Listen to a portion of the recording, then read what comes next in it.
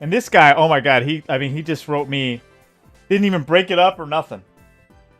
But like I said, if you comment on my channel, this is what's great here about this channel. I will engage with you. You know? Not here to argue. I'm not here to, you know, I want to engage. Guy, I'm seriously. I want you to teach me about life. I could be wrong, you know? But here is, you see a lot of cope here. Okay, let's see. See what this guy says. What an idiotic point. Xbox is making 10-15 games a year. Sony has committed to one-timed exclusive title a year that will come to the next Xbox.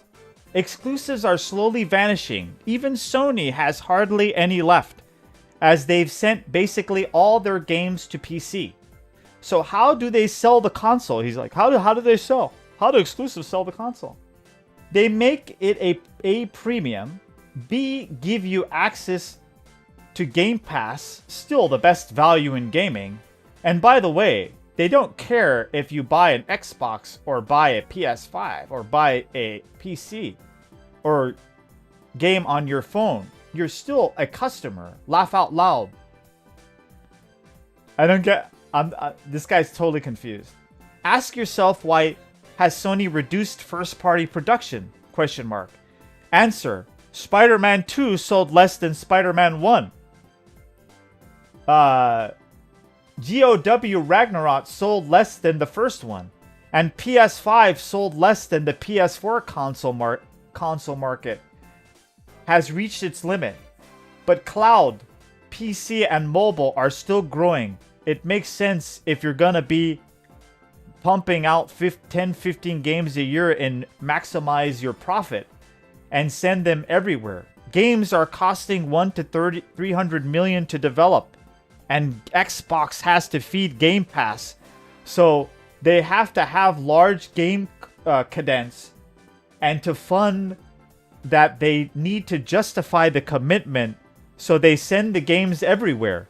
Sony has decided to a timed exclusive strat, and as such has reduced game cadence as a result. Neither company are dead, but both, again, this is a point I didn't even make, are approaching the market in a different way. It seems like it's only, look, really old-fashioned, old hardcore gamers that don't understand this. Xbox's margins are higher, and profits are the highest in their histories. Sony's making more money, sure, but its margins are weak, and it's relied on third-party sales. So now he's thinking like I'm a Sony guy, like he's putting all this doom and gloom. I'm a doom and gloom guy. Is bullshit, to be honest. Why don't we just enjoy the games we like and play them where we want? What's wrong with that? Seriously, look. So I'm like, I try to help the guy, you know? I'll engage with you. So I go into it, you know? I'll go with this, okay. I said, thanks for the comment. Let's not judge so fast. This isn't doom and gloom channel. A doom and gloom channel, I assure you. None of the companies are dead, but their console brands are dying, in my opinion. There's always hope, though. I believe that, too. I've always believed there's redemption. Hardware sales dropped with a 29% revenue decrease in late 2024 for Xbox. The drop in hardware sales is a continuation of a trend, with a significant 22% drop in console sales for the quarter ending of June 2025. Google it up. Google it up. Just for the record, a lot of points you are arguing against, I never actually made in the video. Yeah, I like, you know. So that's why I didn't like some of the stuff. I'm not going to go back on it because I never really made those arguments to begin with. It also helps to watch the video before you make a comment. This isn't a PlayStation versus Xbox video. I think the console wars are meaningless and childish. It makes no sense. They all suck and deliver a mediocre product right now. And this is where I get into it with him. Yo, what's up, VA-Trax? If people are not willing to pony up $700 or more for your console right now, what makes you think people are going to give Xbox over $1,000 for their next console? What would be the selling point in your opinion? Game Pass? Maybe. But we just saw a massive exodus from it, and we still don't know what kind of damage it has done to the brand yet. Yeah, we don't know. We don't know the numbers yet. We do know that a lot of people have done, because, I mean, it was all over the internet. Even their site was down. It was reported, you know, from people canceling their memberships. Apparently, Xbox lost $300 million by including COD on Game Pass, and then lost even more when people decided to cancel it from price hikes. You know? I mean, they said they lost $300 million. You know? And then they lost even more when people decided that they weren't gonna, you know what I mean? So they lost. I mean, we know that. We just don't know how bad. You know? I'm not picking on Xbox. I think all console brands are in trouble. This is a different economy with a different kind of gamers. This is different. We're living in a different time now. You know what I mean? Just one gamer's opinion. You don't need to agree with me, but I think that if Xbox thinks they can get away with raising prices of all their products and not deliver or build anything special like new exclusive games, is a disaster for their brand. But hey, it's Microsoft. They've lost millions of dollars with Xbox before, and that never stopped them. It hasn't. They lost hundreds of millions when they were making that Kinect thing. I know I did a thing on it back in the day, like I think I did 2013 or something, and they lost so much money on that. They didn't give a fuck. They just kept going. Anybody else would have been killed. They would have been like, dude, they would have been dead. Not Microsoft. So it helps for them to have Microsoft backing them. What's up, dude?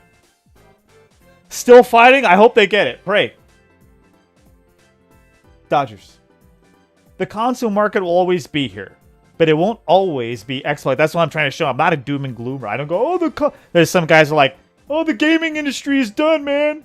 You know, that kind of thing. No, I don't believe that for a second. Gaming will always be here. Consoles will always be here. But the people running the show the top players at the AAA and running the consoles like PlayStation and Xbox, they're not going to always be on top. You know? If they don't get their shit together. Somebody will come over and take them down. Somebody will have a better product. You know? Somebody will come around and deliver. It's always happened. Right? So that's what I'm saying here. But it won't always be Xbox and PlayStation if they keep going the direction they're going. Just one gamer's opinion. Don't forget to like and sub. Okay, so here we go. Look. And this is what he says. Look, okay. 300 male sales loss with no thought to how many Game Pass subs they earned as a result.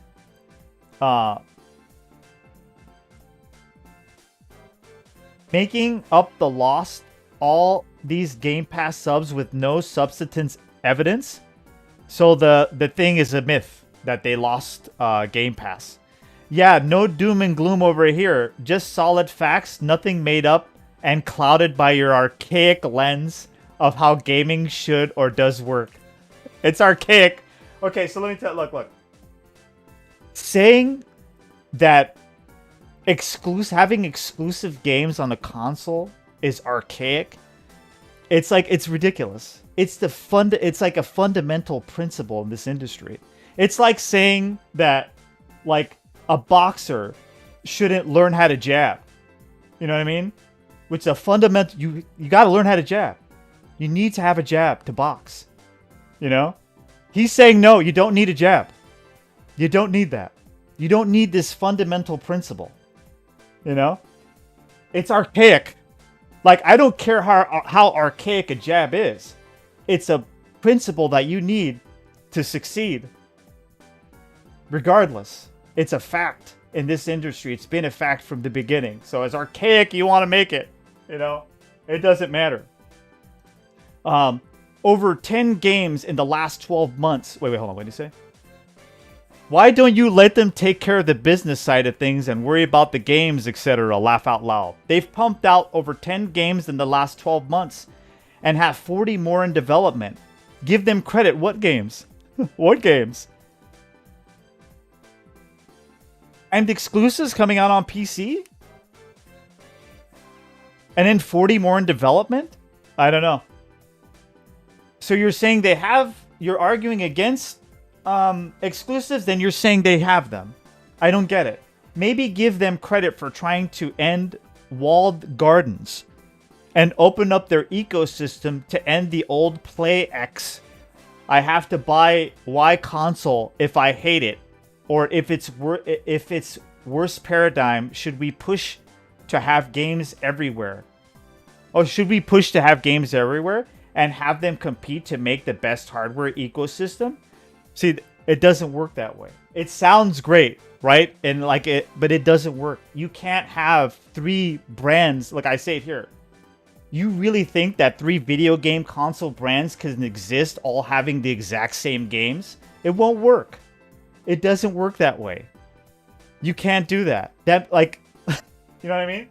Yeah, they should just all be everywhere. You have to have certain, like, the only thing that separates you are exclusive games. Like, exclusive games are the only thing that separates you from other brands when it comes to consoles. Archaic, maybe. But it's been true since the start of this industry. You can't change that fact, no matter how you formulate your argument. Plenty of evidence all over the internet of people canceling Game Pass. You can believe that Game Pass memberships are growing, but then you have to explain how Game Pass memberships are growing when console sales are down. Or is that a myth too? Okay, then he goes on. They can exist if they do different things, and things the games don't need to be what separates them, and services and ecosystems and power offering can. Wait, hold on. Let me. Yeah. Itchy for what's up, dude?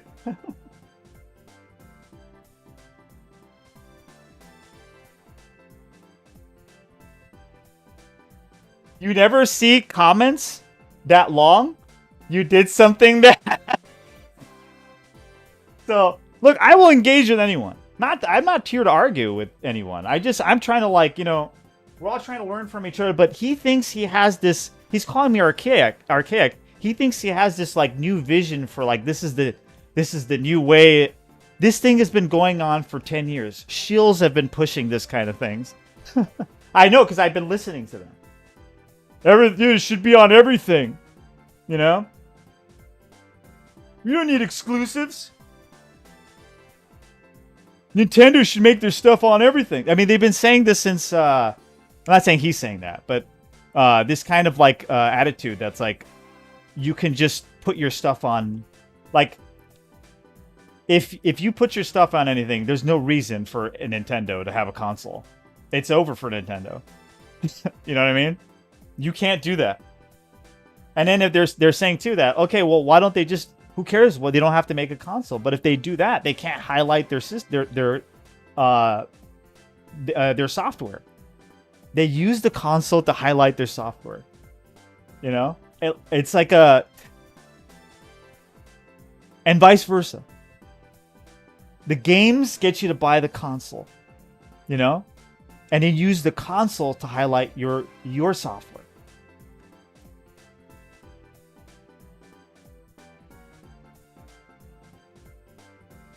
It's a weird, I know, it's like a...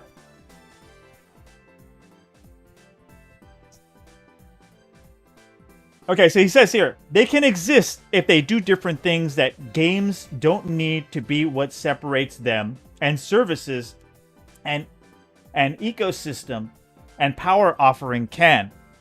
We have no evidence outside of angry tweets due to price increases that people are canceling and tweets evidence. So until we do have hard facts, we'd be best to not comment. It's just cope. Like, this is a loyalist coping, you know? I feel bad. Like, why are you... You know what I mean?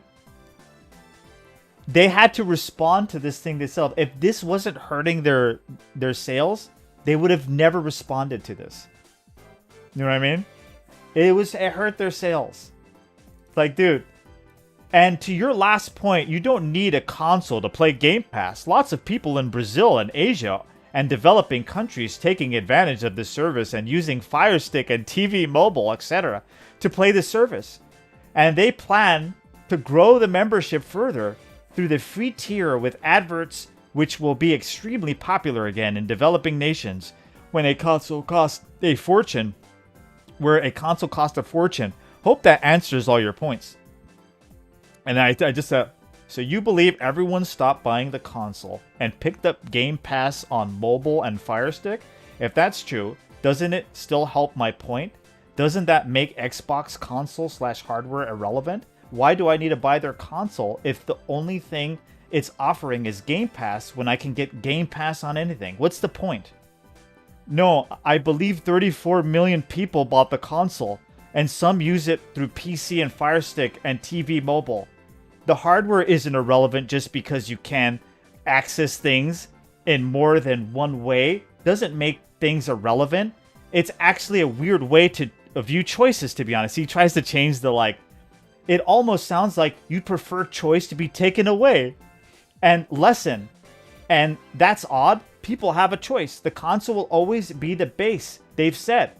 But you can also use Cloud PC, Fire Stick, mobile, whatever you can mix and match them if you wish. Right now, I can play game on my PC and immediately pick up where I left off on my console. Wow. Oh, so cool. What a great, I can play on my console and I can switch to my PC. Very useful. Very. 2 steps over here, 2 steps over there. Okay? Or through the cloud if I wish. That's just choice and flexibility. Nothing wrong with that. Doesn't make it irrelevant? Okay, so then I'm starting to get I get to the heart of the matter, and this is where he stops responding. Why should anyone buy the hardware? You're telling me that people are using Game Pass through Fire Stick, PC, and mobile. That's your answer? So again, why should anyone buy their console? Give me a reason. Why don't I just get Game Pass or PC Game Pass? Hardware sales are down, and it started dipping like crazy just in the console's 4th year. PlayStation 5 sold 80 million so far, more than double that of Xbox. Why don't I just get the Xbox app on my PC? My PC is more powerful than an Xbox. What's the point? If I can get Xbox on my PC, and Xbox is admitting that that exclusives are not a part of their plan, then why should I buy their console? Is my question. Why? Why should I get the thing? I can get Game Pass anywhere. They're not making exclusives. Why? Just so I can spend money? So I can have a box? What is the point? Just one gamer's opinion. Okay, so then I go here. And I think this is the question.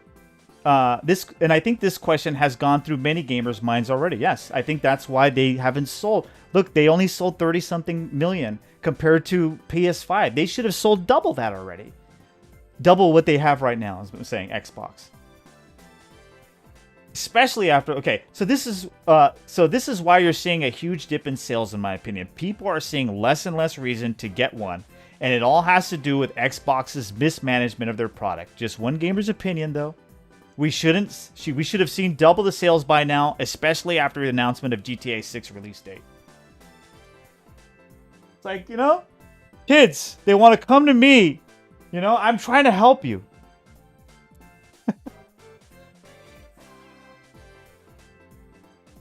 He kept burying himself in a hole. It kept getting deeper. It's